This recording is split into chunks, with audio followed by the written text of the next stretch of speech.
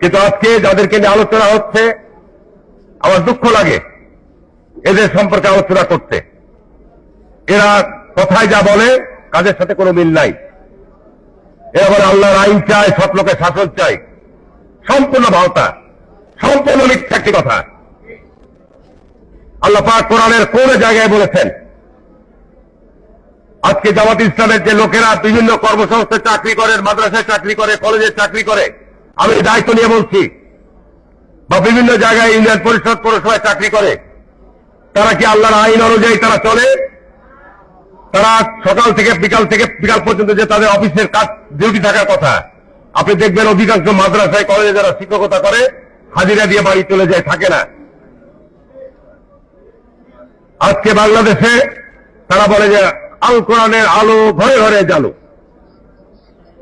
এটা একটা common slogan. তারা ধর্মীয় এই মূল্যবোধকে, ধর্মীয় যে অনুভূতিকে তারা কাজে লাগিয়ে, মানুষের যে ধর্মীয় অনুভূতিকে কাজে লাগিয়ে তারা ব্যক্তি স্বার্থে ব্যবহার করতে চায়। এই জামাত ইসলামের মতো একটি রাজনৈতিক দল, আমি ছাত্র জীবন থেকে এদেরকে মোকাবেলা করে আসছি। ছাত্র জীবন থেকে মোকাবেলা করতে এসে তাদের রাজনৈতিক চরিত্র সম্পর্কে যেটুকু বিশ্লেষণ হয়েছে, নতুন ভাবে এই 25 আগস্টের পরে যে আজকে দীর্ঘ 15 বছরে দেশে তাফসীর মাহফিলের উপর একটা ভয়ানক নিষেধাজ্ঞা ছিল।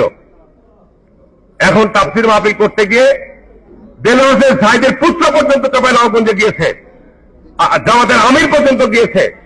তারা এক সপ্তাহে প্রচার করেছে তাফসীর মাহফিলের নাম করে, সেখানে হাজার হাজার লোক জমায়েত করেছে। আর তাফসীরের নাম করে তাদের প্রার্থীকে মঞ্চে উঠিয়ে বলছে আপনাদের জন্য রেখে গেলাম, আপনারা এই প্রার্থীকে বিজয়ী করবেন।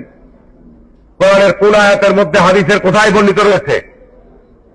হাজার হাজার মানুষ, তাফসীর তো কিছুই করে না, তাফসীরের সাইদুলের পুত্রকে দেখার জন্য তার প্রতি যে সহানুভূতিটা ছিল, হাজার হাজার লোক গিয়েছিল। সবাই থুতু নিক্ষেপ করে গাড়ি গাছ করতে করতে ওখান থেকে বেরিয়ে গেছে।